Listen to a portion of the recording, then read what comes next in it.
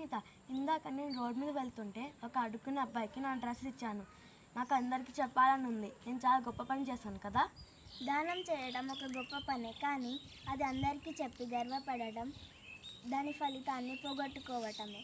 కృష్ణుడు భీముడికి నేర్పిన ఒక పాఠం చెప్తాను, విను, నీకే అర్థమవుతుంది. ఒకసారి భీముడు చాలామందికి అన్నదానం చేస్తున్నాను అని గర్వపడతాడు.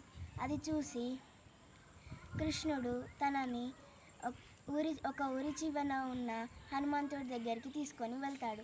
హనుమంతుడేమో అక్కడ చాలామందికి ఒక చిన్న పాత్రలో నుండి ఆహారాన్ని తీసి పంచుతూ ఉంటాడు.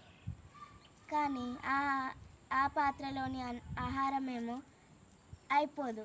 అది చూసి భీముడు ఆశ్చర్యపోతాడు.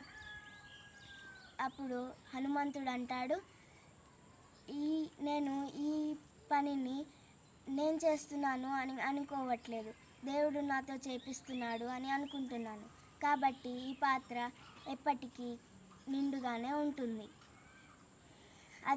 అది విన్న భీముడు తన తప్పుని తెలుసుకొని తన గర్వాన్ని పోగొట్టుకుంటాడు.